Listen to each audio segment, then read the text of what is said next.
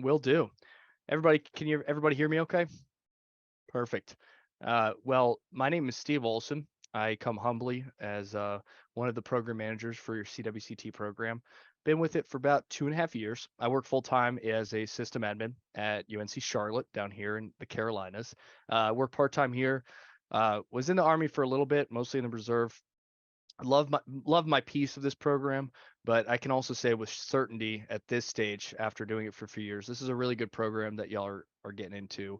It's not only just a good financial deal, but we've you're coming in at a time where we've had a lot of experience improving our programming, and we'll touch on that later today. We're going to talk about our career fairs, our fireside chats, our other workshops, our other resources and partnerships. But we're starting to mature as a program to the point where this isn't just where you learn more about cybersecurity and also to prepare for cybersecurity certifications, and of course get the certificate from us.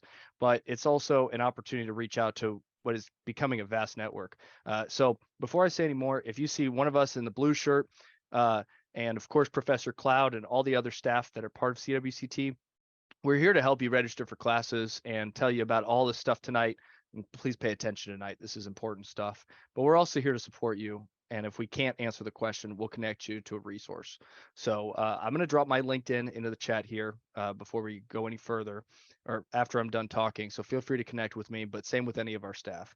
So CWCT, if you're not familiar, we're a consortium. So we're funded through the federal government primarily, but we're actually 4 different universities between Purdue, Ivy Tech, Purdue Northwest, Ivy Tech, University of Tennessee, Chattanooga, then UNC Charlotte. So what I think is cool about a consortium, if you're not familiar, is we're able to source faculty and our faculty that are kind of in charge of the program and the ones that teach coursework from a lot of different partner organizations, which makes a pretty interdisciplinary um, kind of look at learning cyber. But it also means that we have a network in a lot of different states, which is pretty cool. So for tonight, again, make sure you're paying attention tonight. I know it's a little bit long, but we're going to try and keep it as exciting as possible. But our program is unique. So it's really important to make sure, especially if Chrissy's talking, if Chrissy's ever talking, take notes. This will be recorded, of course. But after I'm done blabbing at you all, Professor Cloud's going to talk a little bit about non-attendance, resources, and then our support structure that we have through our graduates, our graduate students. Then Christy's going to do a program overview, kind of a general one about how this CWCT deal works. You're going to hear from the instructors that are here tonight, which is a good number of them that are going to introduce themselves and tell you a little bit something interesting, followed by the Ivy Learn and My Ivy account. We call this Chrissy Knows It All. This is the meat and bones of making sure that you can access your material in your Zoom sessions, your Canvas course, that stuff. If you can't get there, you're not going to get very far. So make sure you're paying attention there. You're going to hear from our PIs. PIs are principal investigators, if you're not familiar. So this is a grant-funded program, and they're the ones that are in charge. And they also each have a specialty, if you will, and you'll see that line up with the 3 tracks that we have in this program: systems administration, digital forensics, and artificial intelligence. Then you're going to hear a little bit about our next career fair coming up, as well as a fireside chat happening tomorrow night, which you probably got a newsletter already for it. But we're going to talk about all these other career readiness resources, workshops, and events that we put on in the evenings all over Zoom that I encourage each and every one of you to attend. Before I turn it over to Professor Cloud, I just want to say thank you for choosing this program. We all really care about you, whether you're a veteran, whether you're military, first responder, whether you don't meet those categories and you came in this program. I just am so happy you're here. We are all here to support you and to make sure that you're either getting a better job, getting a promotion in your current job, or cross training for something else. I think the world is your oyster, especially in a market like this in this field. So we're here to support you. Thank you for choosing CWCT. I hope you enjoy the evening. Professor Cloud, great colleague and a great PI of this program. It's all yours, sir. Thank you very much, Steve. Yes, I would also like to express my thanks for you joining our program. It's been a great adventure over the last, almost 3 years now that we're doing this, and hopefully for many years to come. So my role is really about how do we help support you as students as well as the faculty and help develop partnerships that we can increase that support. So we have some non-attendance dates that we talk about here. That's kind of the big thing to remember, is that every 2 weeks we'll be checking, starting after the first week. And that first week we'll see, did you attend? Did you turn something in? Your instructors will be checking to make sure that you're involved and engaged in some way. Well, we know some of you work during the time or may work or something comes up. So the classes should be recorded. If there's a problem with the recording, please reach out to Steve. No, I'm kidding. Reach out to CWCT support at ivtech.edu, which I'm putting here in the chat. And that's a support team of which I'm also on. And I have a team of 4 other people who help watch and see what needs to happen there. And they're really good about it. I've rarely had to be involved with that in a long time. So they're doing a good job. And we still get requests. Things come up, technical issues.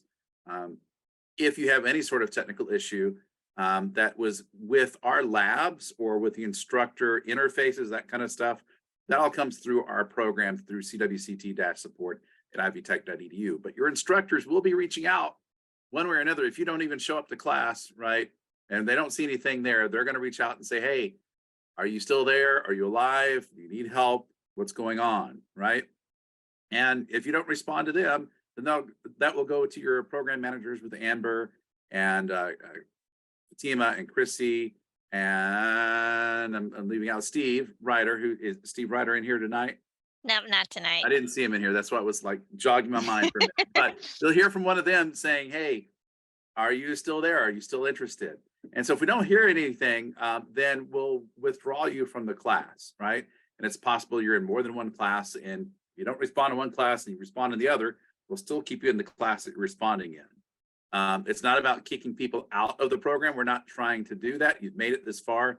We want to help you to succeed. But if you're not keeping up with your work every 2 weeks, then we're also going to likely withdraw you from that course.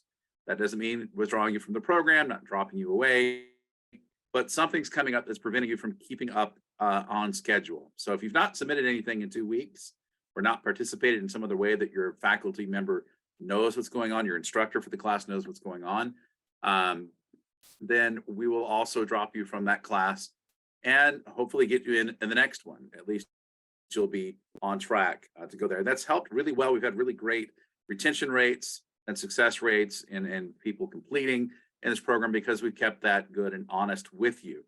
The worst case scenario is if you dropped out in the first class, you didn't show up the first week, then when the next one comes around, assuming we have funding that comes around for the next round, which is not confirmed yet, but assuming that we do, you'd come back into the next session in August. We have other options that are not necessarily free that are coming out for sure, but we want to keep this as free as we possibly can, or completely free as it is right now. So that's the idea there on the 2-week timeline. Your support team, you have not just instructors, not just your program managers, but also we have technical support through CWCT-support at ivtech.edu. And that doesn't mean like tier 1 support when you go to like 3 different people. These are students, former students who've had these courses, who understand the content, that help out in the classes, and former students as well. They know what you're talking about within the content itself. So they can give you homework help, those kind of things too. All right, any questions on that so far? Anything else you need me to cover? No, I think that is good. Thank you so much, Matthew. Thank you for taking the time to meet with us this evening. And I'm going to turn it over to Chrissy. Chrissy is going to go over program information and all kinds of good stuff. So Chrissy, you ready? Oh, you're muted. There we go. Can you see my screen? Yes. Wonderful. Okay, thank you. Good evening, everybody. My name is Chrissy Duncan. So those of you who have gotten many emails from me, you can finally put a face to a name.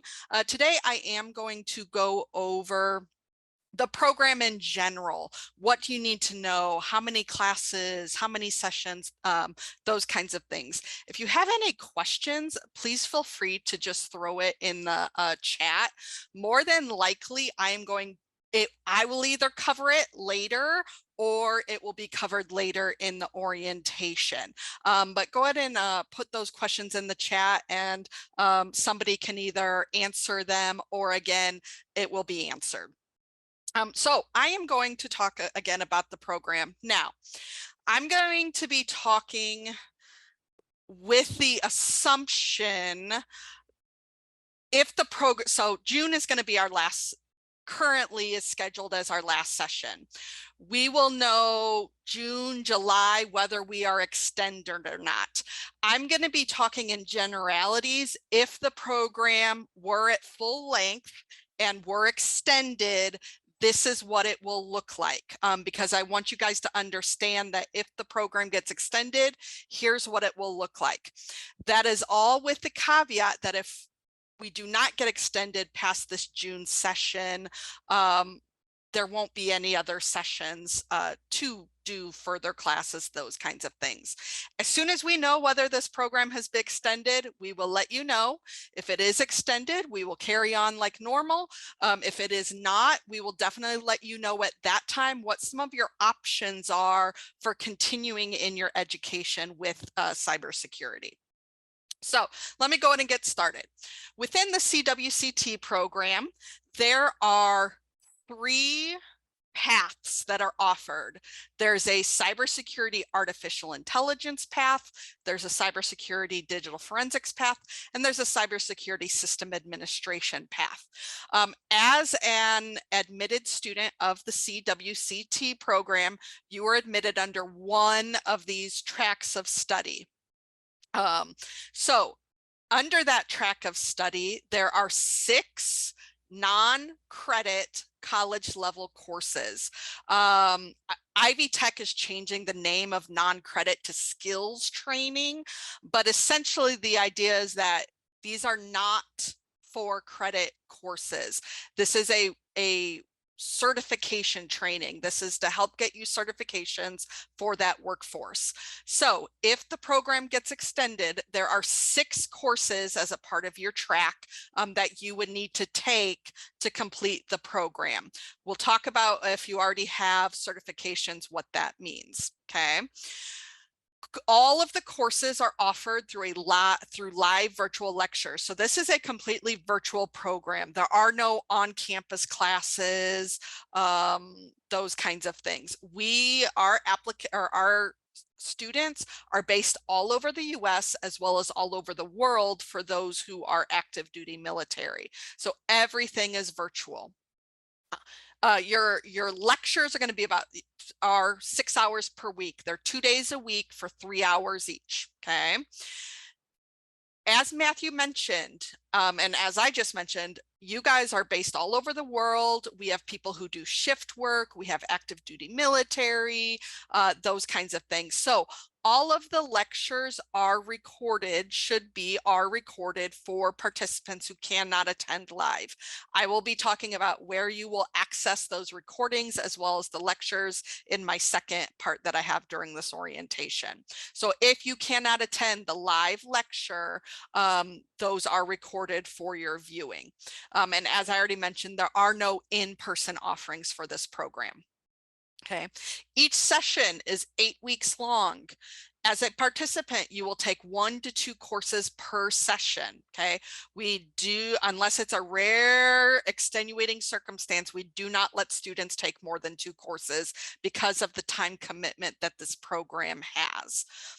So there will be an 8-week session, and then typically there are 2 weeks break, and then the next 8-week session starts if we get extended.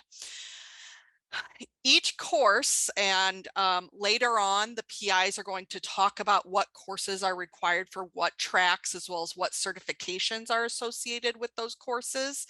But each course may lead to an industry recognized certification. For example, CWCT 100 CompTIA A+ is associated with the CompTIA A+ certification. Just an example, okay? Typically, of your 6 courses, there are going to be 5 certifications. There could only be 4, there could be 6. So depending on which track you chose, there could be 4 to 6 of the courses that have one of those recognized certifications. Okay, we will cover testing fees for up to 3 certifications. So what this means is you can either, you do not have to pass the certification to move on in your coursework. You only have to pass the coursework itself. So for example, I'm just going to use this as an example. You take the A+ class, you're not really interested in using one of your 3 vouchers for the A+ certification. That means you can either just not take that certification. You can still move on if we get extended. Or let's say you want to keep your vouchers for maybe 3 more expensive certifications, but you still want to get an A+ certification. You could always pay for that certification out of pocket and save your 3 vouchers for some of the more expensive certifications. All of the certification information, how to get your vouchers, all of that would come to you at the very end of a session once we have confirmed you have passed the class. Okay, so any questions you have about that, it'll come eventually when you pass your class. So again, we only cover up to 3 certifications. Once you are complete, if the program gets extended, there will be a certificate of completion that you will get once you have completed all 6 of your courses. Okay. There could also be an opportunity to gain pathways to pursue a degree program at the participating institutions. What that means is you might be able to use some of this non-credit work to crosswalk it into 4 credit for a degree at one of the participating institutions. That will highly depend on which of the 4 institutions you are looking at as to whether it would be all of the coursework, whether it would just be for those you get the certification for, those types of things. So if you become interested in, crosswalking this work into a degree, you'll kind of have to look at which of the 4 institutions you want to do that with and reach out to them to kind of inquire about that. If you're going to look at pursuing a degree at a institution that is not one of our 4 consortium institutions, you will have to talk to that institution, as it will be completely up to that institution whether they crosswalk any of our non-credit work in or not. All right, so as I mentioned previously, you were admitted under 1 track and 1 track only. That was either system admin, AI, or digital forensics. You must complete your 6 courses within your track to complete the program. You cannot pick and choose which courses you want or do not want to take. There is a curriculum that you have to follow. We can't waive if A+ is a prereq for cyber ops, you can't just take cyber ops without taking A+. You have to follow the curriculum, which was sent in your registration email at the very end after my signature. If you have not responded to your registration email yet, you need to make sure you do that. But you can't just pick and choose which classes you take. Okay, that's not how this program works. You have to follow the curriculum as it is set. If you already have a certification, so you already have A+, you already have Security Plus, those are the Security Pluses are most common.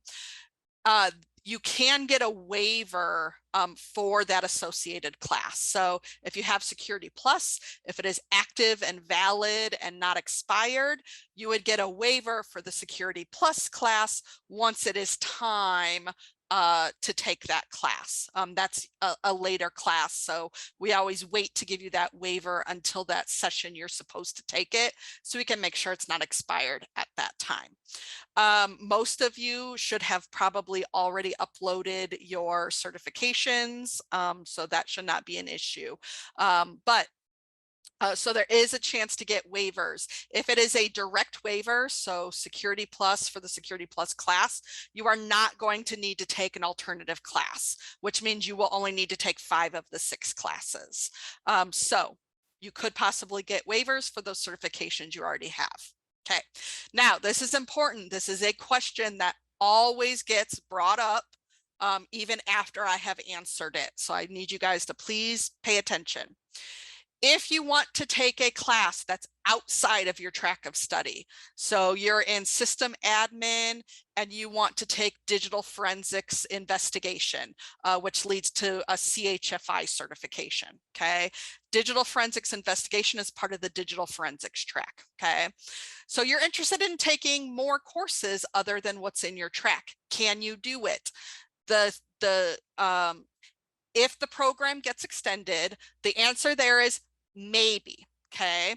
You might be able to take additional courses outside of your track of study if there is room available in those courses. We always need to give that room to those who need it first. So those who are within that track of study who need to take it. Then if there is more room available until we reach capacity, then the course might be able to be provided to you. How do you let us know if you want to take an extra class? In the future, if you are eligible for an additional class based on your coursework, you'll be notified that in your registration emails, and directions will be provided to you on what you need to do to let us know. You do not need to let us know right now that you're interested in additional classes. There's nothing we can do about it. It's not going to get processed. It's just gonna busy up our email, okay? If you are ever eligible for a second class, you will be notified of that at that time. And it will be you just letting us know at that time, and the directions will be provided to you. So can you take additional courses other than your 6 required courses? Maybe, if there is room available. Okay, Matthew already talked about this, but I want to make sure it gets reiterated, and that is class participation, okay? This is a big time commitment, this program is. We've mentioned it several times in the emails to you all through the application process, because we want you to understand it is a big time commitment, okay? With that time commitment comes your expectation that you are participating in class. What does class participation mean? We know, again, not everybody is going to be able to attend the live lectures, okay? Therefore, as Matthew mentioned, we are looking at, are you submitting assignments, okay? That could be quizzes, labs, homework, etc. We are expecting that you are to be submitting assignments every week. And as Matthew mentioned, we kind of look every other week to make sure that that is happening. Okay. If you are not submitting assignments, we will reach out to you. And if there is no improvement, let's say you still don't submit assignments even after we have reached out to you, you could be removed from the course, as Matthew had mentioned. Okay. That does not mean you're removed from the program unless you've attempted that course too many times. But it does mean you could be removed from the course and have to retake the course, okay? If you are not attending the live Zoom lectures, make sure you're either attending the live lectures or make sure you're watching the recordings if you cannot attend the live lectures. And as Matthew mentioned, if there are issues with those recordings, make sure you reach out to your instructor or that CWCT support email address. If you can't attend the live lectures, it's really good that you just let your instructor know so they know that you are still will be participating in the class. You're just not going to be at the live lectures. It's just kind of a heads up for them so that they know, okay? Be mindful of the time commitment that this program takes, okay? Each week for one class alone, you will have 6 hours of lecture time for that one class, okay? And then we estimate that you could have a potential of 12 hours of homework, lab work, quiz work, tests, exams, whatever. So you could have a potential of 12 hours or more a week of homework for a single course.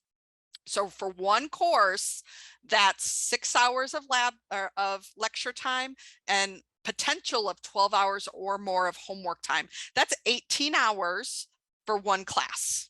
Okay, if you do 2 classes, you are looking at 36 hours of lecture time and homework time. That is a full-time job. Okay, that's why we try to reiterate, be mindful of the time commitment. If you know you cannot provide that amount of time and you are in 2 courses, we highly recommend that you drop down to 1 course. Okay. If the program gets extended, you have more time to finish. If the program doesn't get extended, we would rather you finish 1 course than be in 2 courses and not be able to finish either of them because you can't commit the time. Okay. Now, is that a set in stone amount of time commitment? No, it's really going to depend on you as a student. Okay. But the one thing, the number one reason why students withdraw or drop from coursework is the time commitment. That is the number one reason that they provide to us, as well as when we have returning students who give us advice to tell you guys, the time commitment is the number one thing they always bring up. If you are in 2 courses and want to drop down to 1 course, please go ahead and just send me an email telling me which course you would like to drop. If you are in A+, it is highly recommended that you keep A+, because that is going to be your prerequisite for your cyber ops and security plus if the program gets extended. Okay, so don't overcommit yourself, please. We want to support you, but we also want you to be mindful of that time commitment. Okay, so I keep talking about extension. Currently, the funding for this program is expected to end September 2nd of this year. Okay, we are in the process of applying for a couple of different extensions. Again, we do not know yet whether those have been granted. We're hoping in June, it could even be July once we find out. Okay, so as of right now, the June session is our last scheduled session. Okay, even if you're not going to finish all 6 classes, which we know you can't because you can't take that many, you can still participate in this program to try to finish what coursework you can and what you're eligible for, as well as get those associated certifications. So if you take 2 classes, you can at least get 2 classes done and a possibility of 2 certifications that we could help pay for. Okay, so we still want you to participate and try to get done what you can if the program does not get extended. We of course have high hopes that will get extended, but we just don't know and we can't make any guarantees. Okay, so we keep talking about, or you probably saw this advertised as a free program. So I kind of want to talk about what does free mean for this program? What are the costs and support that are included with this program? Okay, so first of all, completely free was your assessments that you took to get into the program, your English, your math, and your IT assessments. This included any study paths that you needed to do for the English and math session, as well as any of the training modules that you had to do for the IT assessments. Additionally, if you utilized any tutoring through Ivy Tech, through our CWCT support team, that was all free and covered. Okay. I mentioned this before, we will cover up to 3 certification, that's the testing fees. So if there are any additional proctoring fees by the testing center, proctoring center itself, that would not be covered. If there's just any other fees by them, that would not be covered. We have not had any issues with students, as far as I know, that have been brought to our attention of students needing to pay any kind of proctoring fees, that kind of thing. So typically that testing fee will cover what you needed to cover. Again, we cover up to 3 certifications. And let me mention briefly, if there is a chance down the line that you are able to take additional coursework outside of your track of study, we still only cover 3 certifications. So you do not get more certification vouchers if you take more classes. You get 3 That's it. Okay. We do not cover retakes of a certification. So if you get a voucher for A+ and don't pass it, you can't get another one as your second one for A+. We give you 3 initial testing vouchers. Okay. What is also covered is the courses with the live virtual faculty instruction. Okay.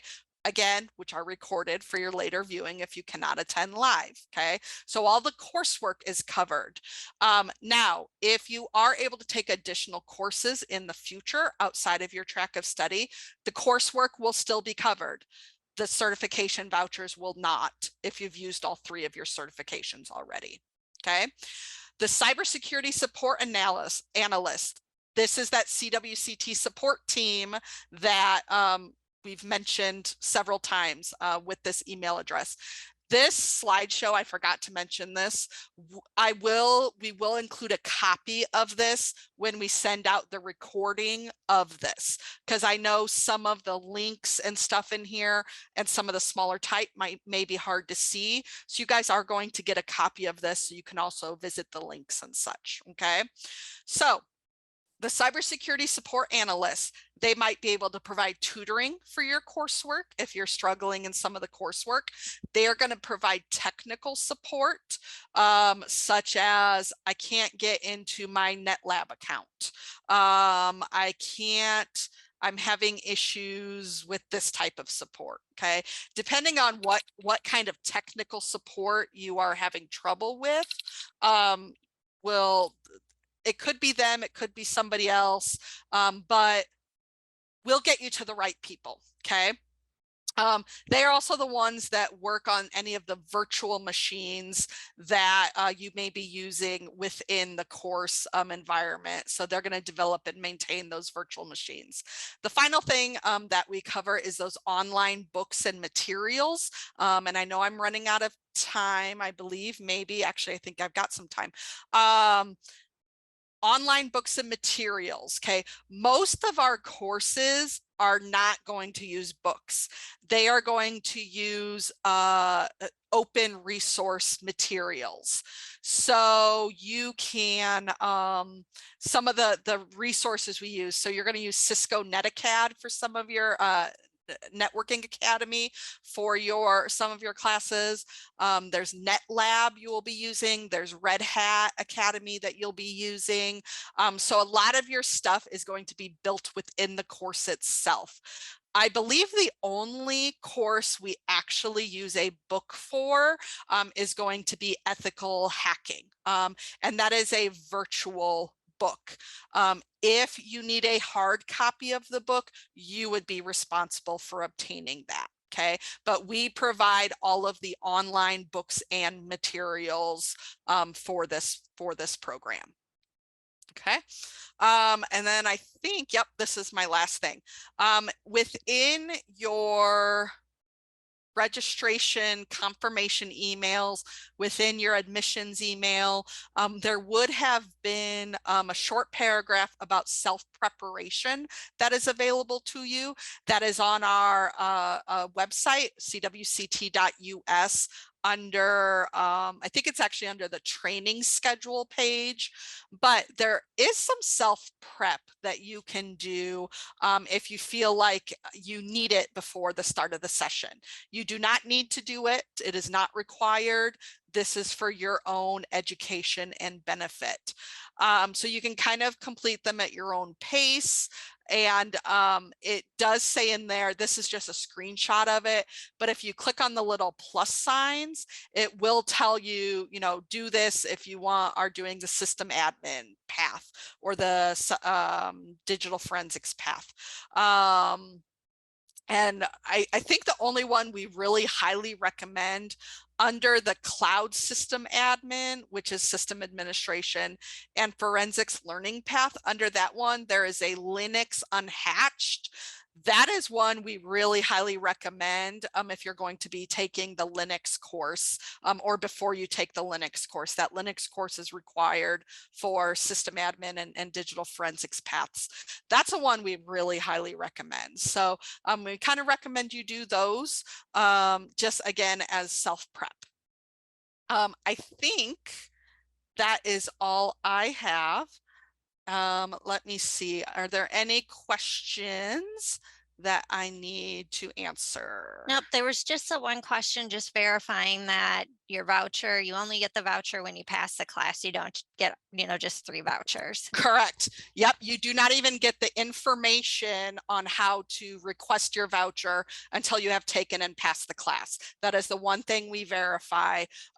We will not give you any information until you've passed the class. Yep. All right. I think I'm done with that portion then. Awesome. Thanks so much, Chrissy. And as Chrissy had mentioned, we will send the recording and her slideshow by Friday, hopefully, fingers crossed. So right now we are going to meet some of the faculty. So we've been registering for courses, and we wanted to give you the chance to meet your instructors before we start the session. So I am going to start with the Linux team because I saw Team Linux was here tonight. So we've got Bill, and Herman are here. Which one of you would like to start us off?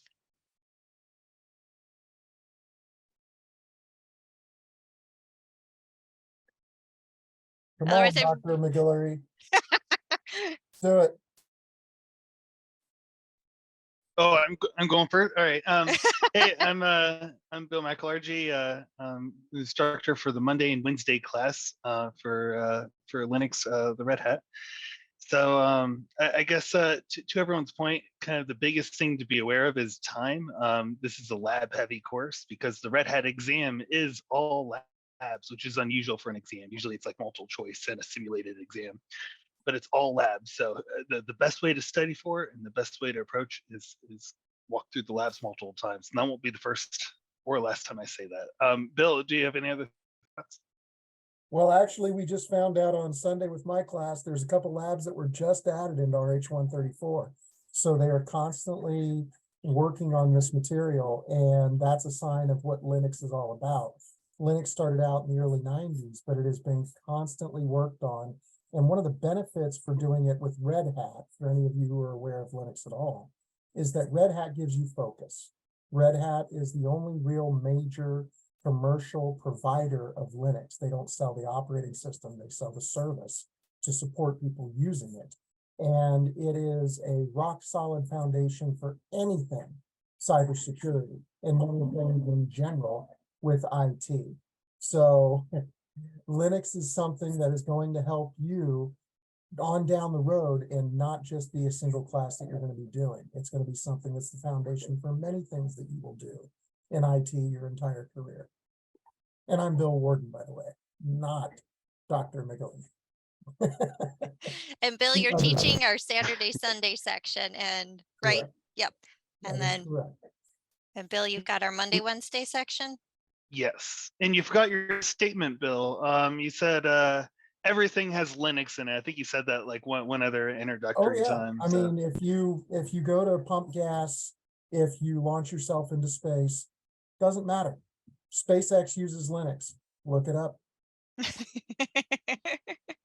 And then Tuesday and Thursday night, we have Herman who's teaching Linux for us. Herman, would you like to chime in with anything? Sure, I'll chime in. I just want to, I want to repeat what Bill said about the time involved in this, because this is extremely, it's lab intensive and it takes time. So, and if you have no clue what Linux is, please take the time to do the Linux Unhatched thing. It doesn't take that long, but it will help in the long run. And I think that was about it, I think. And yes, everything, Linux is in everything. So, it is. So. It is. I like that. It is. It's there everywhere. Thank you so much, Team Linux. So Team Linux, Bill, and Herman joining us tonight. Thanks, guys. If you have any Linux specific questions, feel free to throw them into chat. I'm sure one of them will be able to answer it for you. And then for those of you who are on the AI track, one of your first courses is not going to be Linux, but you are going to have Python, and Mr. David Lieberman is going to be your instructor for that course, and I'm going to turn it over to him. Thank you very much, Amber. I do have a couple of slides. I promise it'll be fast. Go ahead. Faster than last time. Even. So just a little bit of background. I'm a small business owner. Our company does a lot of software development, hardware and firmware engineering. We are located in Silicon Valley. It's really fun to be here in the heart of where technology is being developed. And we do a lot of work in C#, C, which plays into all these mobile devices you have that are running Linux-based platforms. And of course, Python. So Python is a very popular scripting language. It's been around for ages. It has this huge base of libraries. It spans many disciplines. And just a month or two ago, I had a project and I went online, did a search.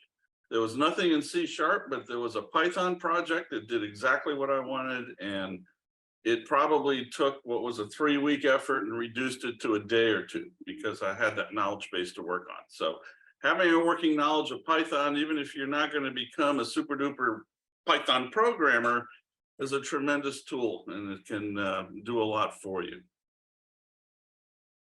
So our course is Python Essentials, June 5 to July 30. My section meets Mondays and Wednesdays, 6 p.m. Central, 4 p.m. Pacific, 7 p.m. Eastern. Our content for this course is delivered on Cisco's Neticat platform. You'll get an invitation from me by email or from the course shell. And if you already have a Neticat account under a different email address, then if you send me that email, I can register you under that email. And then that way all of your courses can be consolidated. So for our course, Mondays for lecturing and working through programming exercises, Wednesdays, we have a fun activity and work on the lab. If you have any questions, direct them to me and I will put this email address in the chat window. Thank you. Perfect. Thanks so much, David. The other course that everybody else will be taking is A+, and unfortunately, one of the instructors is out sick tonight. I think the other one is on vacation. I don't believe any of them were able to join us to give a little overview about A+. I'm just going to put it out there. Can Valerie maybe talk about it since she has taught it in the past? Valerie, if you don't mind. Maybe. Sure. Yay. I think I'm teaching cyber ops now. Yeah, this time instead of A+, but yes, I've taught A+ for about 13, 14 years. So you'll be doing a lot of hands-on. You're going to learn the computer inside and out, hardware-wise, for the first part of the semester. And then for the last part of the term, we'll focus on operating systems. And as Bill, and Herman mentioned, Linux is an OS, and we do cover it in A+ now, which is the first time we've done that in its history. So we'll also talk a little bit about Apple, Mac, and then we'll also talk about mobile devices and how to troubleshoot them and how to be that connection that people connect to get help and learn how to give that help in the manner it needs to be dished out. You'll become a pro at troubleshooting. There are lists and lists and lists out there of problems that happen with any type of OS and any type of device. And we have a lot of that in our Cisco material. So you will be going through a lot of troubleshooting. And when you get into the workplace, I think any job in IT spends a majority of their day troubleshooting anyway. So it's a good, really good course for teaching that to you. And once you're done, if you can pass the class, which most people can, it's just a matter of hanging in there and doing the work. There are a lot of assignments. So, and most of those assignments are labs, hands-on labs that we do through a virtual simulator. So just be prepared for that amount of work. As Chrissy was saying, I don't want you to be surprised when you get in there and then tell your instructor, what? You didn't tell me I have to do 12 hours a week of homework? Yeah, this is one of those classes that you probably will be doing 10 to 12 hours a week for your homework because there's just so much to cover. It's a lot in that, and that's why we divide it in half. And then if you decide to go for that A+ certification, then there'll be another set of materials that will be offered to you, and I believe at no charge for you to study for that cert. And that cert is broken into two parts, the hardware part and the software part also. So that's the way we like to teach it, so that you're ready to divide that in your mind as you're studying for your cert as well. Good luck, everybody. You'll enjoy this class. Awesome. Thanks so much, Valerie, for giving that overview of the A+ course, even though you're not teaching A+ for us this session. And actually, I think I saw Constance just pop in, and she is teaching our Monday and Wednesday evening course. Constance, are you ready to say hi to your students? Sure. You see me? Yes. Sorry, I couldn't see anything pop up. So hello, yes, I will be teaching on Monday and Wednesdays. And as Valerie said, there is quite a bit of work that you do, but it's all part of the learning process. There is obviously a lot of material in Windows as well as Linux and Mac-based operating systems that we're going to go over. We will have labs that you have hands-on experience. So it really helps to solidify that knowledge, and I look forward to working with all of you. Just a little thing about me, I worked for Ivy Tech for 6 years now, and been teaching several cohorts with the CWCT program, working on my doctorate, almost finished with that. And so again, welcome, and I'm very excited to get started with this new cohort. Awesome. Thank you so much, Constance. Didn't mean to put you on the spot right as you No, came no problem. in. If you have any A+ questions, I'm sure Constance or Valerie could pop on if you have any questions about anything with that course. Another course that everybody's going to be taking is Cyber Ops, and we have Alf, who is teaching one of our Tuesday and Thursday night sections, is here tonight. Alf, would you mind kicking us off with all things Cyber Ops?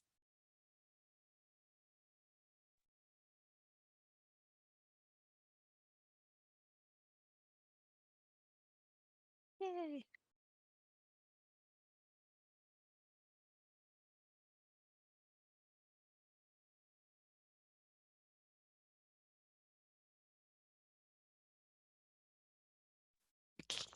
I can't hear Alf.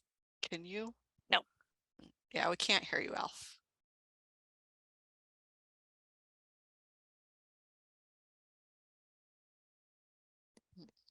No. We'll let you play with your audio. Valerie, who just spoke all about A+, is also teaching Cyber Ops this session. She's one of our Monday and Wednesday night instructors. So for those of you who are assigned to Ben Marrero's Monday and Wednesday night course, Valerie's actually going to be teaching that instead of Ben. So I'm going to let Valerie talk a little bit about Cyber Ops, and then Alf will bounce back to you and see if your audio is working. Sounds good. Oh, there you are. There you are. All right, you're good. Oh, sweet. Okay, sorry about that. Yeah, go ahead. Okay, well, welcome guys, and glad you're here. Thank you for your service, all of those in the military and first responders. Look forward to working with you this summer in the Cyber Ops class. Just a couple things I'm going to touch on here. One, just to follow up on the vouchers thing. For this class that takes place in the Cisco LMS, the final exam that tracks with the chapter exams, if you get a 70 on that, my understanding is that earns you a 70% discount. And that exam is about $300. So, you know, that's like $90 out of pocket. And so that might figure into your calculations as to which vouchers you might, you know, spend the CWCT vouchers on instead. So I just want to put that out there up front. And then also share that the exam, I've not written that exam. I hold several. I've got the Sec Plus and the Cisco CCNA and a few other certs. So I've got the experience with the lab-based exams. My understanding, though, is the CyberOps exam is not that, unlike Linux. So why I say that is we'll get hands-on in the course with a lot of the labs. I mean, there's just a ton of labs to do. And I feel like the best way to help you guys manage that whole time commitment thing, which you're hearing repeatedly, is to run this flipped classroom. And I've had pretty good success with that. But what that entails is you reading the chapter ahead of class, ideally, and then bringing any questions on the content. Because I do sense somewhat of a delineation between the chapters and that content in the textbook, which tracks with those chapter exams, which then tracks with the actual CyberOps certification exam. So more content based as opposed to skills based. The other thing I jotted down was to share that at least for this course, there is a kind of middle step. So after you pass the course, we want to get everybody through passing the course, then that qualifies you for the Use Certified training tool, which is kind of like the top shelf Cadillac of all the cert prep stuff that I've seen. And I've used pretty much all of them. But I think the program is going to require that you get 90% on those practice exams before then they release the voucher for that class, for this course. And again, you don't have to use it on that course, but to qualify, I think for that, you can correct me if I'm wrong on that, somebody. But I think that's all I had to share. We'll see you on Tuesdays and Thursdays, 6 to 9 Central, and just had a lot of good experience with the flip modality and working through, we're going to make sure we got all the recordings situated. And what I may try to do is if I can get folks to somehow share what time zone you're in, maybe that might be helpful as well. I've got a student, she's in Israel right now hammering things out. And so she was hopping on at 3 a.m.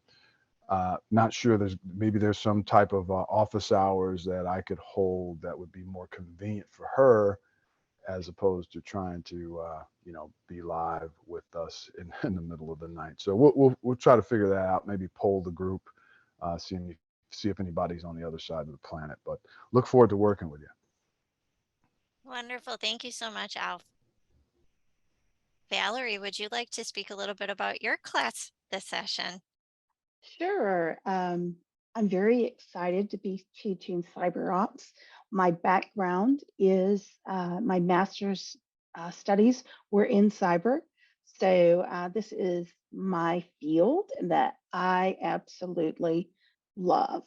And CyberOps is really interesting in that it pulls together a lot of areas of technology and then ties it in to CyberOps, because even though you learn networking or you learn security or you learn programming, in reality, you really need a little bit of all of those to be good at your job in any of the fields. So Python, I heard earlier, we use Python a lot in cybersecurity.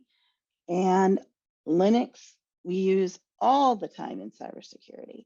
So it just all comes together and ties together for you nice and neatly.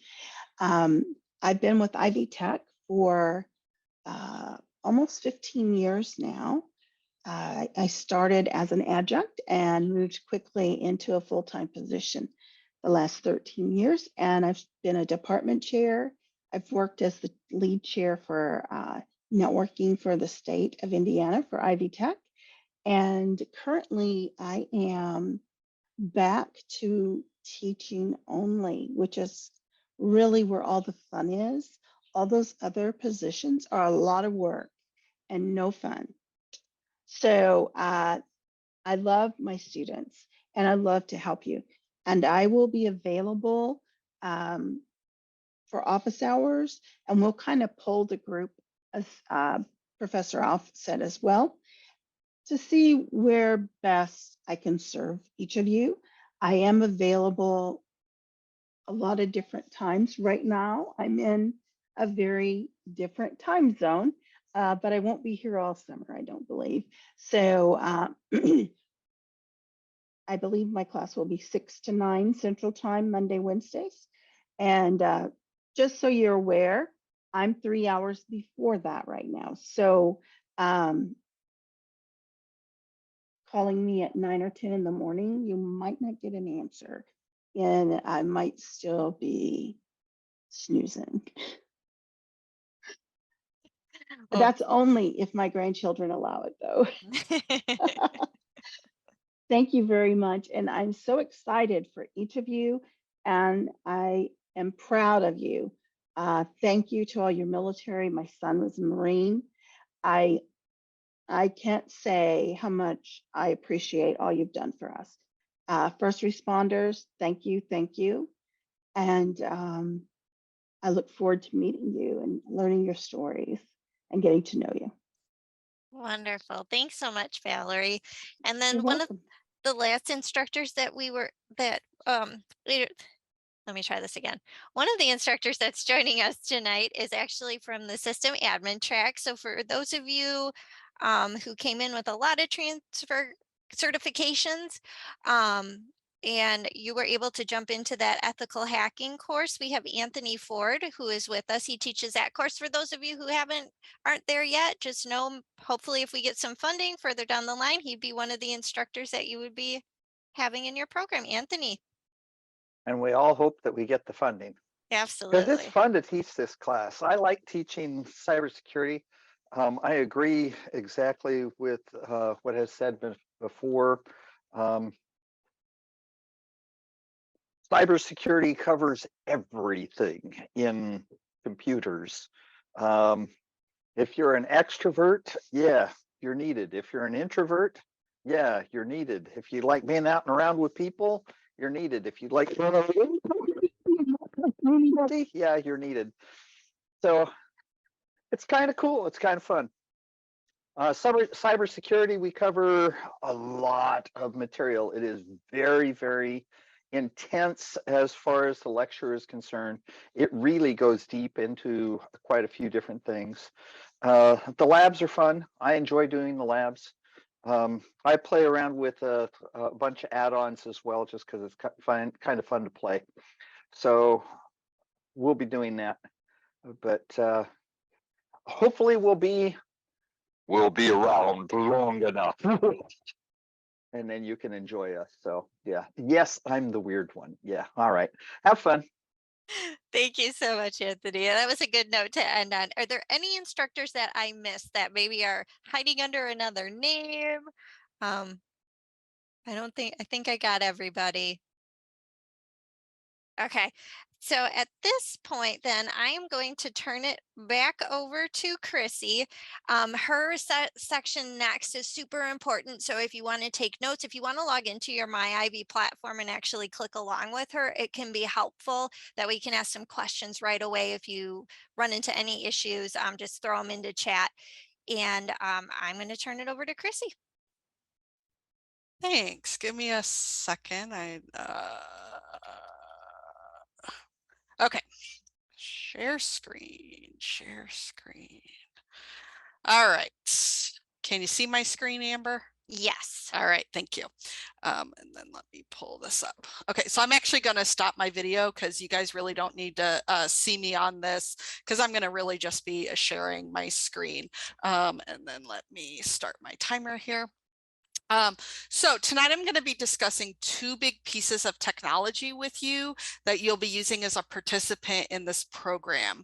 You've actually already used both of these when you went through the application process, when you access your assessments, but I'm going to discuss them more closely and how they relate to your participation in the courses.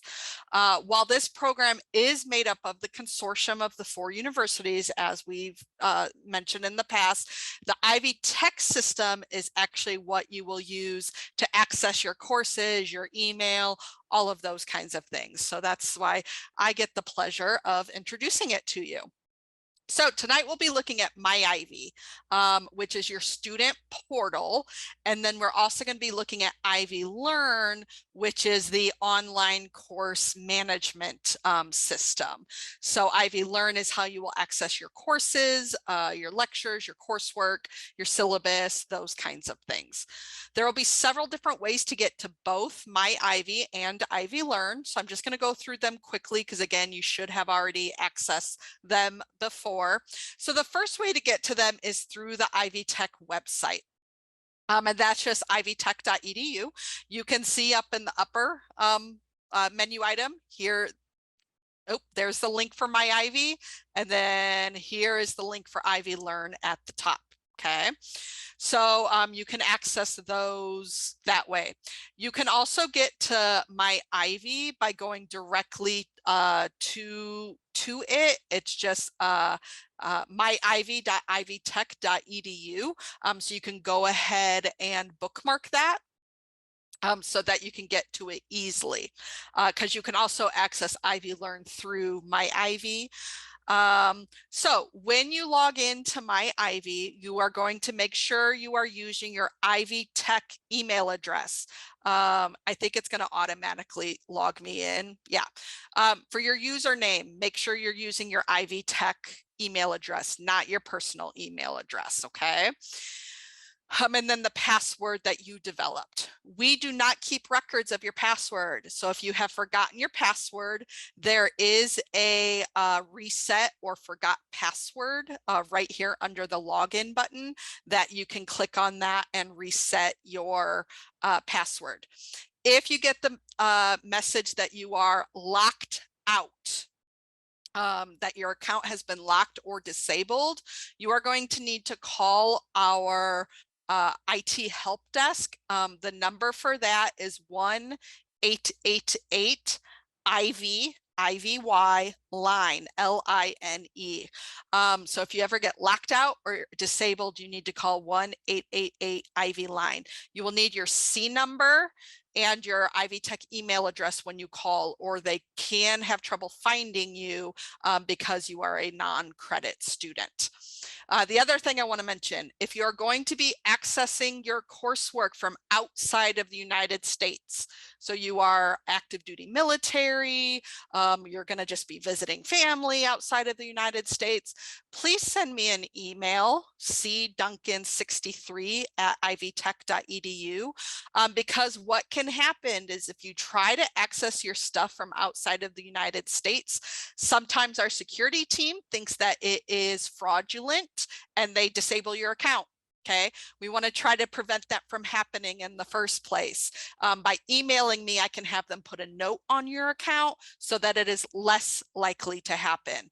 It sometimes still slips through the cracks, but it might be less likely. So if you will be accessing the courses from outside of the United States, please send me an email telling me of this. Again, that's cduncan63@ivytech.edu. Okay. And I don't know, thanks Amber for sending that in the chat. I was going to ask you to do that, so thank you for that. So when you are in your My Ivy portal, mine is going to look slightly different than yours because I am a staff member and you are a student, but the concepts I'm about to discuss will be the same. So there are two big pieces you'll want to become familiar with within My Ivy. And which I'll talk about here in a second. Now, some of the links that you will find in My Ivy are not going to be applicable for you because these courses are workforce training courses and they are non-credit or skills training is what Ivy Tech is calling them now. So For example, under my info, if you click on my schedule, you will not see your schedule because again, these are non-credit courses, okay? They're not going to be listed. That is why when you registered for courses, you would have received an email from me confirming your registration with your schedule. Okay, if you recently submitted your registration forms like over the weekend, we're working on processing those, and that could be why you haven't gotten your confirmation yet. It can take a few days sometimes. Okay, so if you click on something and nothing shows up, it could just be because it's not applicable for you within this program itself. Okay, now the two big pieces you do need to know are Ivy Learn, which is again that course management system, and your student email. Okay, as a participant, both of these should be listed somewhere in your My Ivy dashboard. Okay, Ivy Learn, here in the middle is your quick links, should be right in your quick links. Okay, if it is not, you can either search for it up in the search bar at the top, or if you click on see all, all the tools are listed in alphabetical order. You can find it there. So Ivy Learn, Ivy Learn right here. Again, there's a lot of stuff in here on mine that's probably not on yours. You can put a little heart next to it to favorite it, and then it would come up in your favorites, but it should be right here in your quick links.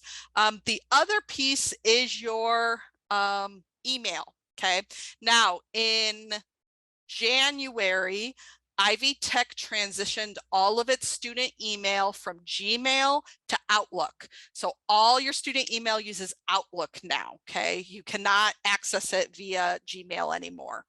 The easiest way, I'm gonna just show you a screenshot so that you're not seeing my C number. So this is a screenshot of the My Ivy. Up in the upper left-hand corner should be your name. I think I screenshotted it before it showed mine. Your C number is listed there, your email address. There is a email icon up there. That is the easiest way to go in and access that Outlook email the first time. After that, you can, there should be a way, like let's say your current work email also uses Outlook. There is a way to add an account so you can kind of check both of them at the same time. Just Google how to add an account via Outlook. And then you can also use on your phone, you can use the Outlook app to check your email. So that is how you check your email. Okay. Again, it's all through Outlook now. It is no longer through Gmail. Due to student privacy regulations, so it's called FERPA, it's a student privacy regulations, your Ivy Tech email should be the email you're using to communicate for this program. This is how you should send emails to us, and this is how we will usually send emails, especially if it includes educational information. It is how we send emails to you all. If an email does not include educational information, so let's say it's to announce a career fair, we'll usually send that to both. But if it's you've been dropped from this class because you're not participating, something like that is going to be sent to your Ivy Tech email only. So please make sure you are checking your Ivy Tech email on a regular basis so that you do not miss anything. The other important thing to mention, sometimes we've tried to resolve this. Sometimes our emails do go to your clutter. I think in Outlook it's called clutter or spam, but I think in Outlook it's most of it's called clutter. So sometimes important emails can go to your clutter inbox. We try to word emails so that it doesn't. We try to send them so that it doesn't. It just happens, unfortunately.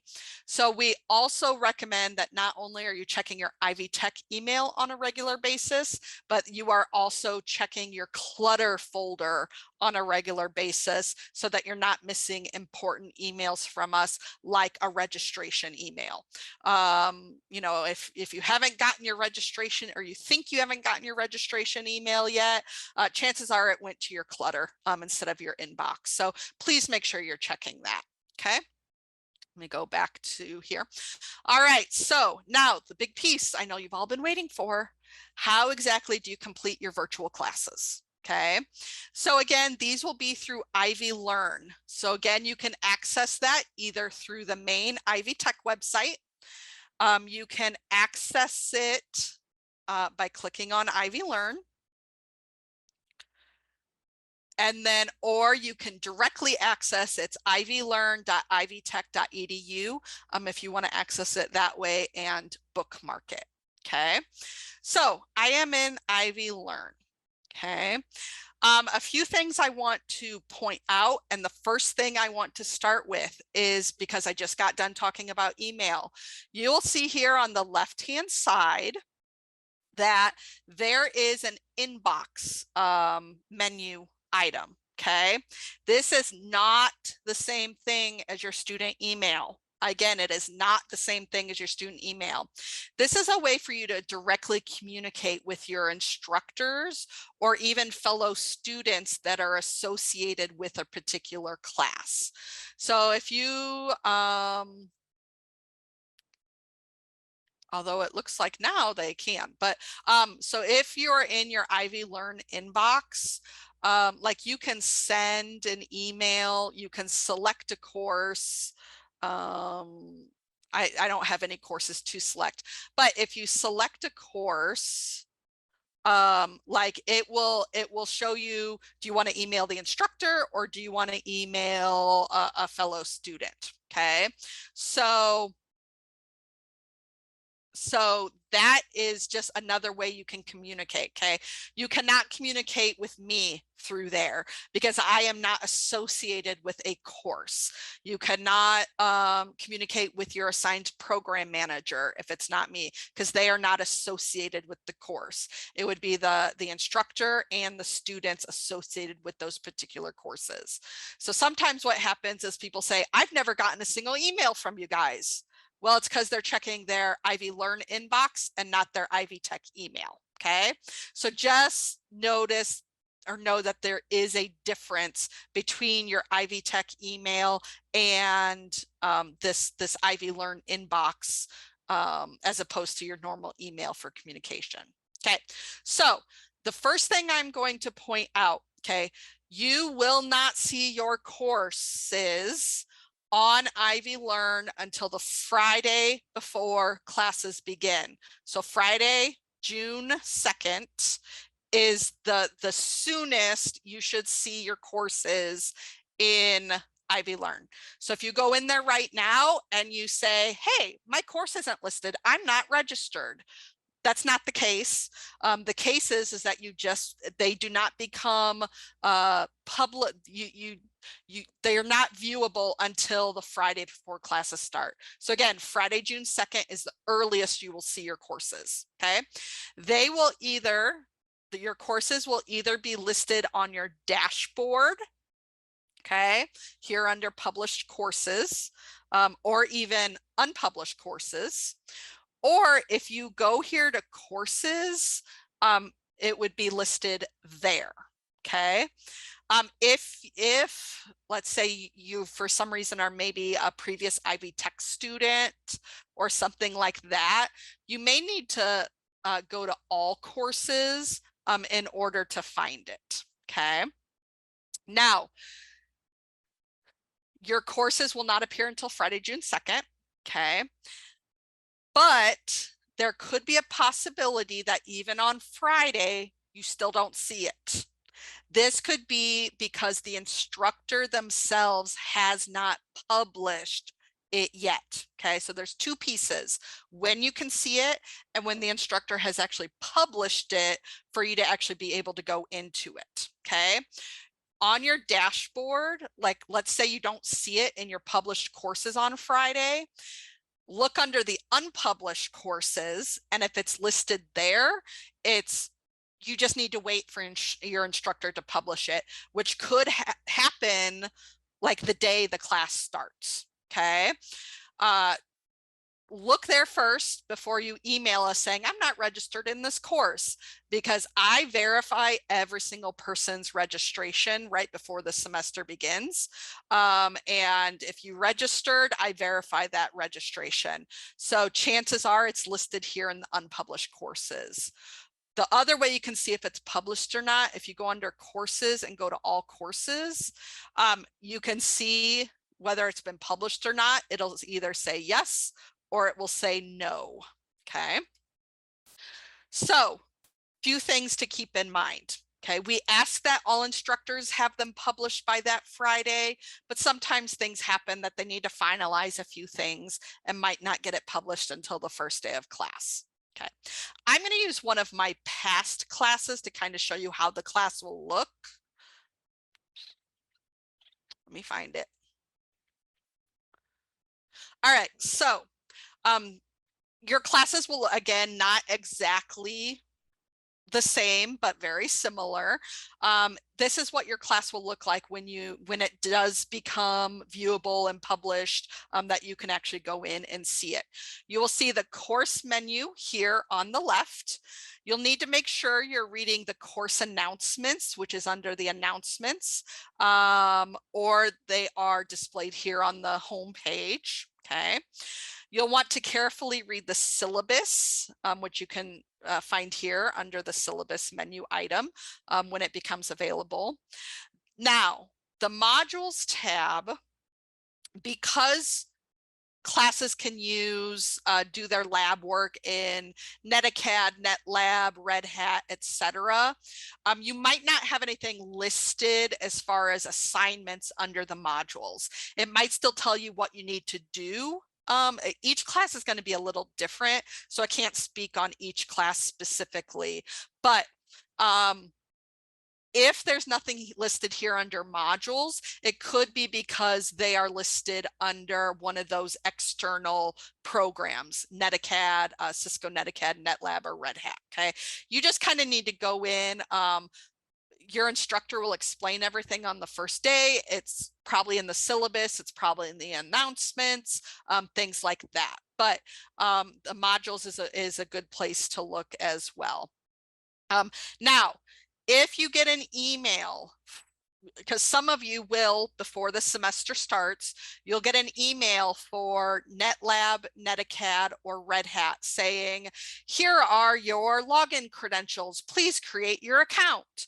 Please do not do anything with that until your first day of class, because a lot of the times there's an additional piece of information that the instructor has to give you to actually make those accounts. So a lot of times we get an email saying, I tried to create my Red Hat account, but I can't. It's not letting me. It's saying my password is non-applicable. It's probably because there's, again, a piece of information that the instructor needs to give you for you to actually complete that. So if you get those before this session begins, before your class begins, just sit tight with those instructions. Wait until your first day of the session before you create those accounts. Okay. There's also the grades tab. The grades could be kept here, or again, they could be kept in NetAcad, NetLab, or Red Hat. It just depends on how your particular class is set up. So you'll there's a couple different places that you might have to go. I don't go over the NetAcad and NetLab and Red Hat with you guys because the instructors do that as a part of that first lecture. Okay. I just need you to know how to get to your coursework. Okay. Now, the big piece you will need to use Ivy Learn for your virtual classes is how to access not only the live lectures, but also the recorded Zoom lectures in case you can't make it to the designated time and day of the course. So you can access your lectures live and recorded The easiest way to access these, and when you're in your course for Ivy Learn, there is a Zoom link here. It could be the very bottom one, it could be near the bottom, but if you simply click on that. Now, remember, this is a past course of mine, so there are no upcoming meetings and there are no previous meetings, but I do have the cloud recordings in here. So this will list all of the upcoming meetings of your class, and all you will simply do is go in and click on, there will be like a link. You'll go in and click on the link, and that's how you access live. If you're actually attending the live virtual lecture. Okay. If you miss the lecture, you can access the recording either by going to previous meetings or by going to cloud recordings. In either spot, those recordings should be. Okay. Now, there are some instructors who have been having some issues with the recordings. Hopefully they get that resolved by the start of the session. I also know there are some instructors who place their recordings in Cisco Netacad. I don't know if that's still the case, but I do know it was in the past. So if you do not see the recording either in previous meetings or cloud recordings, or if you don't even see the link for the upcoming meeting, there are a few different places you'll want to look. Okay, you'll want to look in the announcements to see if it was posted there. You'll want to look in the syllabus to see if it was posted there. You'll want to look in some of those outside resources, your Netacad, your NetLab, your Red Hat, to see if it was posted there. If you do not see it anywhere, please reach out to your instructor as they can guide you a little bit better. But for 99% of our courses, it will be your upcoming meetings will be listed on the upcoming meetings tab, and your recorded will either both be listed in the previous meetings as well as the cloud recordings, or one or the other. Okay. Again, all you simply do is click on Zoom and that takes you to this. Okay. You should also probably get an email from your instructor like the weekend before classes start. They're all asked to email you all just to kind of introduce themselves, as well as provide you with that link for the Zoom recording. So hopefully everything runs smoothly, but we all know with technology, sometimes things happen and we just try our best to work through it. Okay. So the very last thing I need to mention, a couple more things. It will be the case that on your first day of class, you have to remember a lot of these classes are either during the weekday from 6 p.m. to 9 p.m. Central, or that we have a very, very few that are on the weekends. This means 99% of the time, your program manager, myself included, are not in the office to assist you if something happens that first day of class. Okay. So if there's some kind of problem, you're having problem accessing the course on the first day, you can't find the Zoom link, or something else happens, I highly recommend that you reach out to your instructor. That should be your first step. Okay. Again, their information should be listed in the syllabus, that you should at least have access to that, and email them. Now, if they're in the middle of teaching, they might not see your email. Okay. So what we're going to recommend is, if you can't get assistance right away to get on to that first day, remember that there should be a recording. So it might just be, we have to resolve it the next business day, and you just might have to go back and watch that recording from the first day.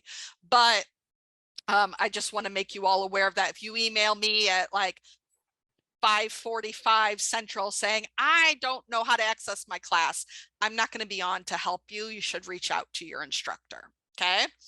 The final thing, Ivy Learn That's what Ivy Tech calls it. It's actually Canvas is the actual company. That's who powers Ivy Learn. There is a Canvas app. So Canvas, C-A-N-V-A-S, that can be downloaded on your phone. You'll need to use your Ivy Tech information to set up the app. It is not going to be good for actually doing your assignments because, again, more than likely you're going to be doing your lab work through some of those other resources anyway. It is good for, I need to message my instructor, I'll message him through the inbox in Ivy Learn. I need to see when these assignments are due so that I don't get dropped for non-participation. Those should be listed in here. If grades are posted through Ivy Learn as opposed to one of those other resources, that is a good thing to use the Canvas app for. So it's not necessarily going to be great for completing your work. You might be able to use it to access a Zoom if like you need to watch on your phone or something like that. But I just wanted to give that caveat that it's available for this particular program. It's not going to be able to be utilized for everything. So I think that is it. Amber, were there any questions I needed to? Nope, nothing in chat. So thank you so much, Chrissy. So hopefully you guys got lots of information from Chrissy's demo.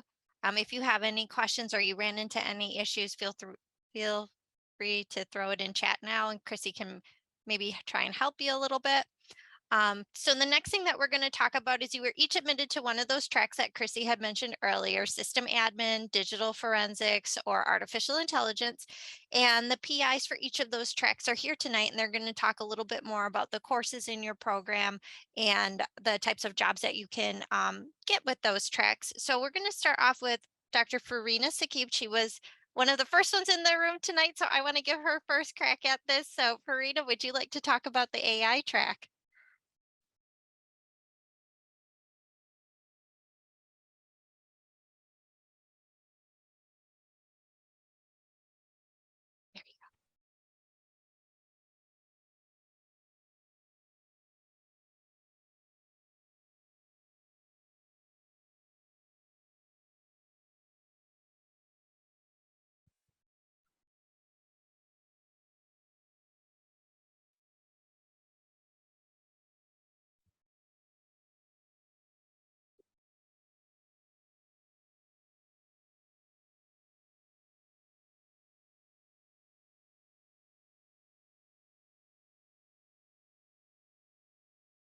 Hello, Farina. Can you?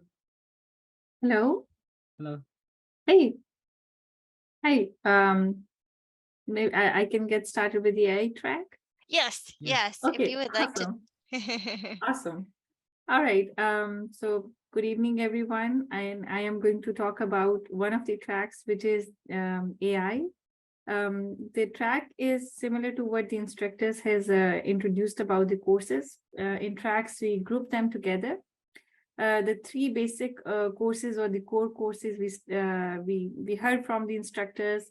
You will be taking the A+, Security+, and Cyber Ops. And thank you to all for giving a good overview. So I'm not going to talk more about it. I will focus on the three advanced courses in the AI track, including Python, AI, artificial intelligence, and IoT and hardware security. So Python is a programming course, which you can take in one of the plan of study early on, in which you learn the basic data structures, how to write the code, how to synthesize and run it, and then applies in some of the labs, which include cybersecurity applications in Python. Python is a very important programming language. There are a lot of job opportunities with just this skill. There are a lot of resources which you can use as you include the packages. So you will be learning a lot of that in the course of Python. Once you have taken Python, you can take the course on AI, artificial intelligence, and IoT, in which you will be using those skills in some of the labs. So artificial intelligence is a branch of machine learning in which we cover different topic areas. We also cover blockchain, and that is another area which is flourishing a lot, and there's a lot of certifications available. So this is like a double benefit of this course in machine learning and artificial intelligence. And even if you're not in technology or you are in technology, you know how this whole paradigm, it's more like a paradigm shift with machine learning. There are a lot of initiatives and interesting news almost every day we see. So this is something which we cover in this track. Along with that, the IoT, which is another very interesting course where you will study the small devices. How do you interact with the IoT devices, Internet of Things, like your smartwatch or smart refrigerators. You understand what goes in terms of their design and what are the security aspects that you can study while interacting or in more state-of-art process of designing those IoT devices. So these are a group of courses which, trust me, I mean, in my, and I've been affiliated with university for teaching for quite some time now. This is a very unique composition of courses, which brings you in a very attractive spot because you have the skills and knowledge of interdisciplinary, where you have physical knowledge and as well as application level knowledge of cybersecurity. So I'm really excited, and this is a very near to dear to our hearts. And if you have any questions, please feel free to ask. And I highly encouraged you to consider taking this track. Wonderful. Yeah, if you have any questions, feel free to put them in chat, and Dr. Farina Sakib can try and answer them, specifically about the AI track. And then next up, we have Dr. Michael Tu, who is in charge of our digital forensics track, and he is going to talk a little bit about the courses and the job opportunities with his track. Dr. Tu? Thank you, Amber. Good evening, everyone. I think you can hear me, right? Okay, yes. Great. Okay, so I think everybody can read this. My my screen. So yeah, so I will talking about this. This cybersecurity. I think digital forensic track. Okay, so my name is Michael Tu from Purdue University Northwest. I'm the PI for this project, and I'm directing the CWCT programs here. So what I was talking about is the the 6 course, right? So I will go to the training pairs. I think I already opened that, the track. Okay, so this is the digital forensic track. So each of the tracks, so we have 3 tracks, and each of the track has 6 course, and there are 3 common course. So we call like APOS, security POS, and the CyberOps. So those courses each has 45 hours, will be offered in 8 weeks. Okay, 8 weeks. That will be similar to a 3 credit hour course if it's a full credit, but this is non-credit. Okay, so but it could be transferred to full credit programs. Okay, so the A+ course will mainly talking about the fundamentals, right? About the computer systems, the computer components, right? Like the and the memories, right?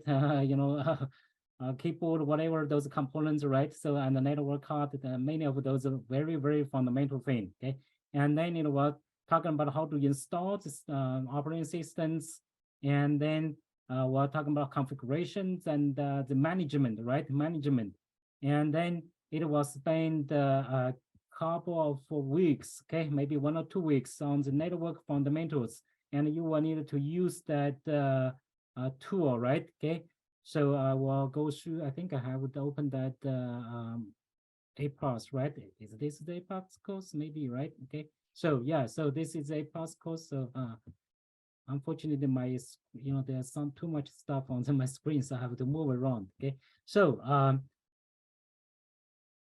so these are the very the chapters, right? Okay, so you will have like 8 weeks things. As you can see, you will go through all this hands-on stuff. Okay, basically Windows system, set up. And the last 2 weeks, I think that's talking about the network, right? Okay, network. Okay. And a little bit on scripts. Okay, a little bit on scripts. Okay, so the next course is the security plus course. Okay, security plus course.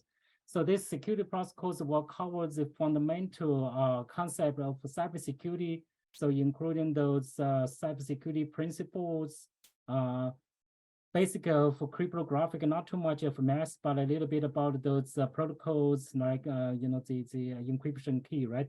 Encryption and many of the other key management protocols, and then talking about access control. So it will have basically it's identity management, right? So talking about the authorization, authentication things, and then it will cover the basic network security and the wireless security, right? Cloud security, software security, application security, data security. So a lot of those fundamental things, everybody needs to know, right? So it will need you to get familiar to those concepts. And then it will talk a little bit about risk management, right? Anything happen, what you will do, okay? So, and disaster recovery. So it will prepare you for the security, CompTIA Security Plus certification. And then the other course is Cisco CyberOps, okay? So this CyberOps course is very, very hands-on. Basically, probably you will only have like, every week you will have like 1 hour of lecture and then maybe 4 or 5 hours of hands-on labs, okay? Depends on you, how much you're familiar to the, cybersecurity stuff, okay? So I do have this like open, okay, for this CyberOps, right? Okay, so as you can see, we're talking about the virtual machines things, right? Virtual machines, how you set up those systems, okay?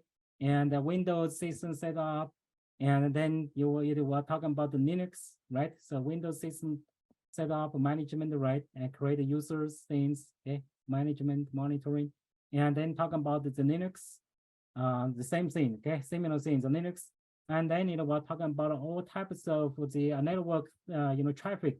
Examines, using Wireshark, right? Wireshark.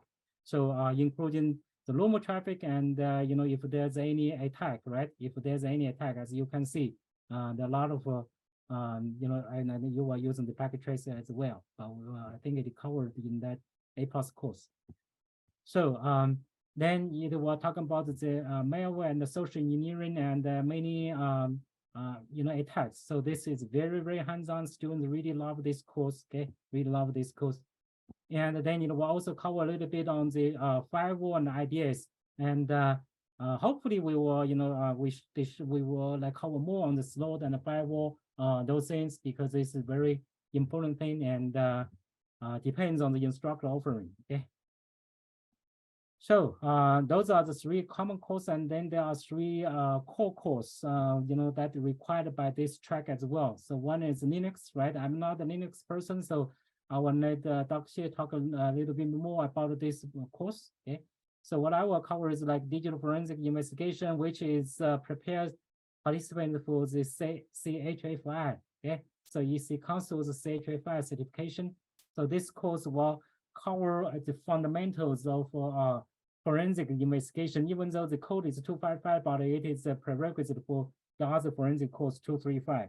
Okay, so it will cover the law and the regulations and evidence rules, right, and the investigation procedures. And then it will cover a little bit about the basic about the file systems, hardware, Windows registry, and basically this course will use a lot on the Octopus, which is a free open source tool, right? I think it's a free tool. I'm not so sure it's open source or not, but it's free, definitely. Okay, and then it will talk about a little bit like possible cracking, steganographic data recovery, and the network traffic examination. So it will cover almost all aspects of forensics, okay, investigation, but it's the fundamental levels, okay.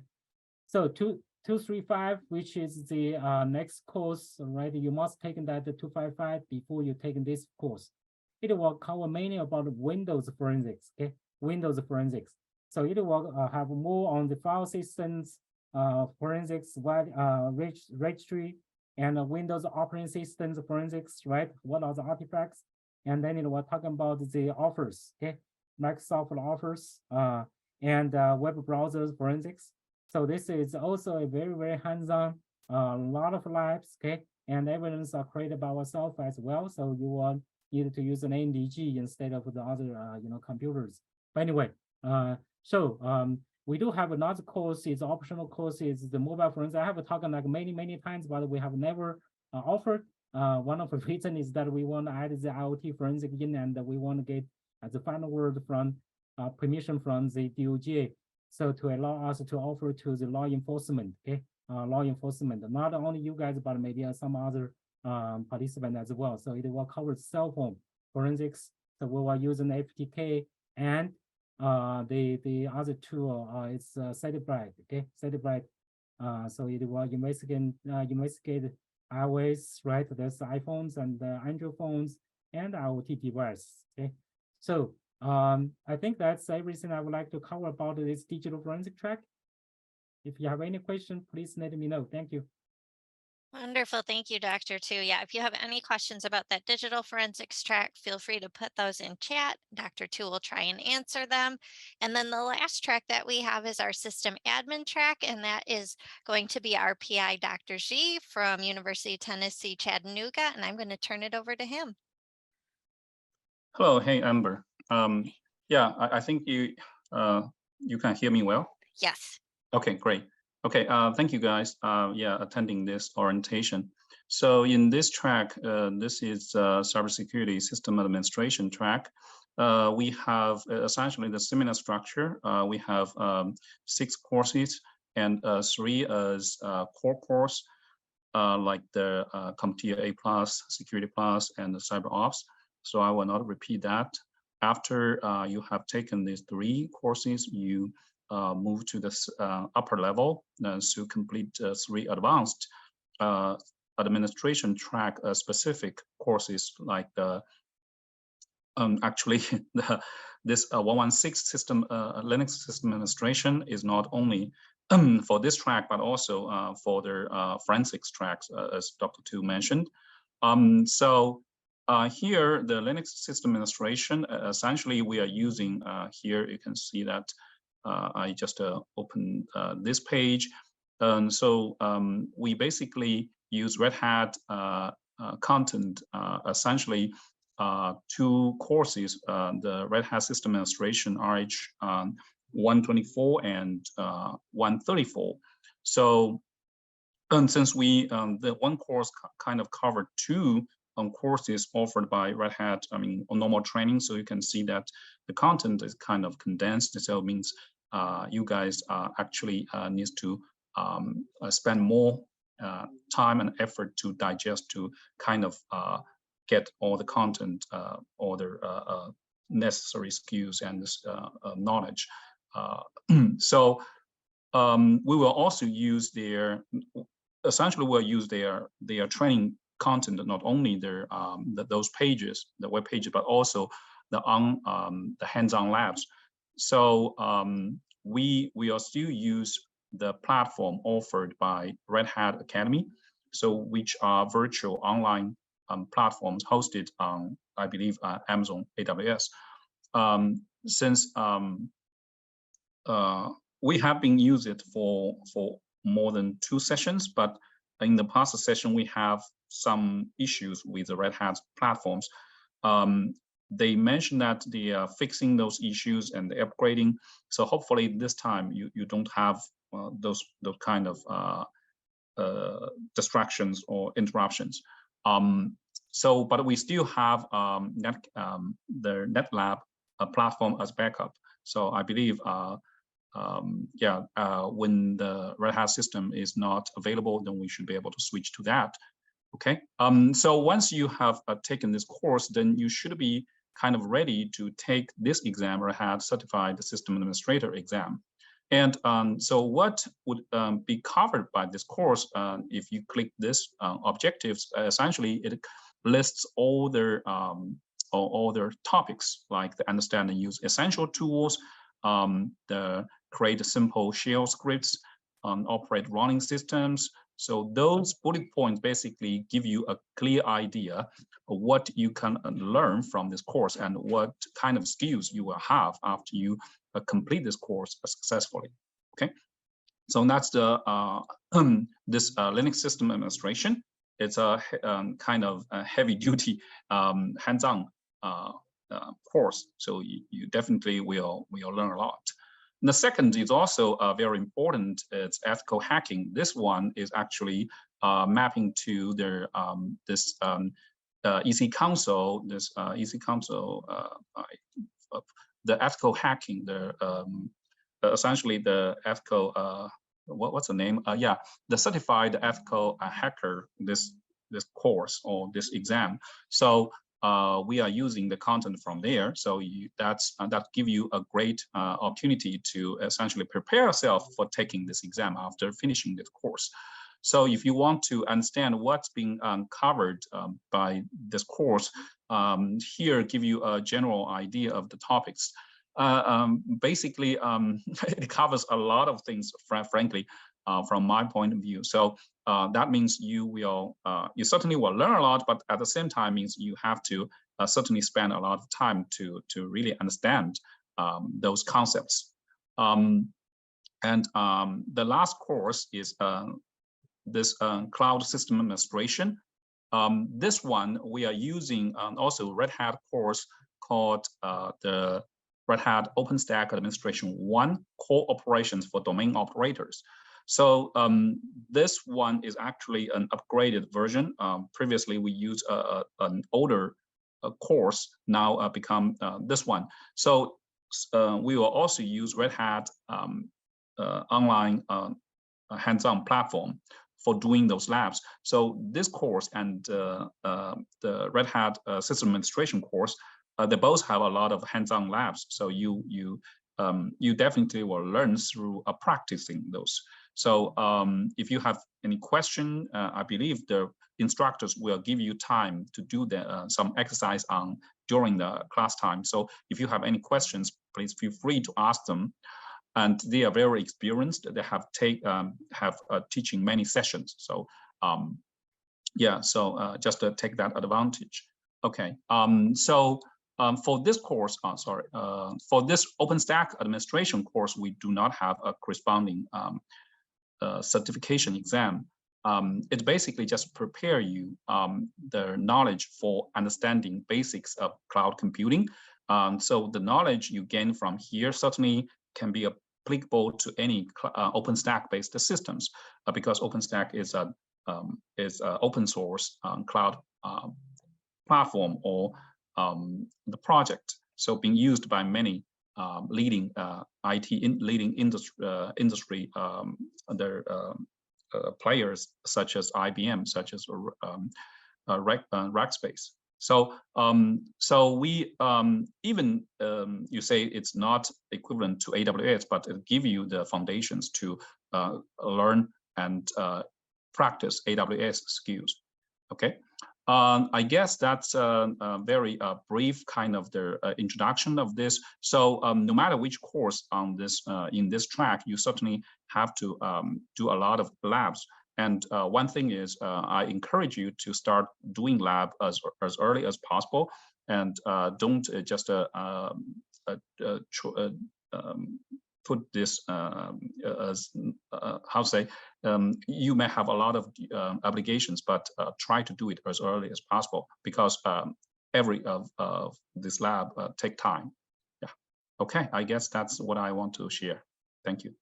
Thank you so much, Dr. G. Yeah, don't procrastinate on that homework. Make sure you do those labs right away, because they're pretty exhaustive, right? Okay, and then I am going to just put that out there then. So you got to hear about the 3 different tracks.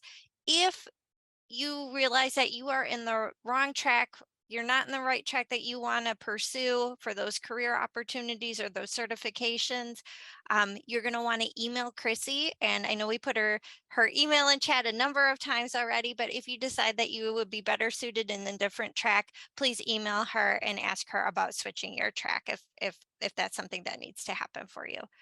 So then at this time, I'm going to turn it over to Bill Warden and Steve Olson. They are two of our team members who are coordinating some of our upcoming job fairs and our fireside chats, and I'm going to let them share some of those important dates with you. Steve?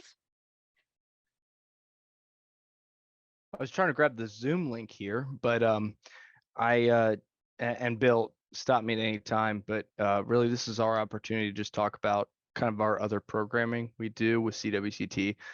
What we've liked to do over the last couple of years is try and incorporate certain career readiness events. And as a bit of an homage to FDR, we call some of them fireside chats, where we have certain people from the industry, whether it's LinkedIn, it's someone from Hire Heroes USA, clearance jobs, a certain employer partner. And they talk about everything from resumes, interview preparation, networking, landing a job in cyber. We have one tomorrow night. Before, I'm having trouble getting the Zoom link, but I'm going to get it and put it in the chat before we're out of here. But tomorrow night at 7 p.m. Eastern, we will have a live Zoom. You all are invited to. That is completely centered around landing a federal job and ensuring your federal resume or your resume at USA Jobs actually gets to a hiring manager and in hopes to actually lead to a position. We have another fireside chat coming up in July. If not June, we'll get the date out to you now. Tentatively, August 7th, we have our next career fair. We usually have 10 to 20 employers come out and you get a chance to network with them, add them on LinkedIn, get an email. Some of our students get a referral, which is pretty quintessential in this job market. We about once a month, we do either a workshop you can come attend or a career fair where you can actually network with recruiters that are actually in the field. So I'm going to look for that Zoom link. I'm going to post it in the chat for tomorrow night. That's at 7 p.m. You probably got a newsletter maybe in your email, but since you all are new students, you may have not yet. So make sure you get the newsletter and the Zoom link. Bill, anything you want to add, sir? I'll just add to that. We've talked a lot about tonight about the time you're going to be spending on these assignments, on these labs. Speaking as an instructor, definitely spend the time on those labs. But you want to possibly make the extra effort to be to one of these ancillary kind of meetings. They are not required of you, but we have found just universally that students have gotten more out of them than they anticipated when they got into them. So making that time is going to pay back handsomely for you, because these are people who are in the industry and they know what it takes to get you to where you want to go. And especially those of you who are veterans that are trying to do that difficult transition, if you have something like a secret clearance, for instance, you have more value than you are even aware of. You simply have to utilize that capability or that value in an intelligent way. And as you know, being ex-military, if you don't take things in very certain steps, very certain ways, they don't get done as well as they should. And that's especially true with this transitional point. And Steve Olson is certainly somebody who can speak to that. Well, Professor Warden, I appreciate you. And you're not wrong. The transition from the military to the civilian sector can be difficult, but I think that as non-degree students, and that sounds like a bad statement, but it's really the future where you're looking for certifications, certificates to try and bridge this gap. The federal government funds this program to try and address this massive workforce gap. I don't know if y'all are familiar with the fact that almost 600,000 jobs are open vacancies in the United States alone in cybersecurity as of yesterday, as of today. So this is kind of a new thing. What we're trying to do is new, try and offer these resources. We appreciate you doing that. Josh Mason, if you know the name, he's pretty big on LinkedIn in the cyber field. He said, and resumes are great, but he if you've ever heard the statement that resumes are an exclusionary tool, he went on to say that resumes, I won't repeat what he said, but it was pretty dramatic in the sense that you get a job based on who you know and who you network with and who gets you a referral. Thank you, Professor Warden, for CyberSeek. So anyways, take advantage of us. You reach out to me. I have a few connections, but the point of a network is you have lots. So make sure you have a LinkedIn profile. Make sure that if you don't have one, you watch our video that we had LinkedIn come out and showed you how to rock your profile, make a really good one. We are in an industry, a workforce, a market that requires you to network and to have the certs. So this program is 50% of what you need. The other half is making sure you network with the people who actually hire you. So you put those two together, you got a pretty good chance of getting a pretty good job in cyber. So attend our events, check your email, your Ivy Tech and your personal for Zoom links, but you do have the Zoom in here. But that's all I have. Amber, really appreciate all the CWCT staff that are here tonight. The faculty, to the students that are here, have given up their Monday evening to hear us tell you about how to access your Zoom lectures and all that. But know that this is a program full of people who care about you, who want to see you do good, and reach out because we actually enjoy helping you if we can.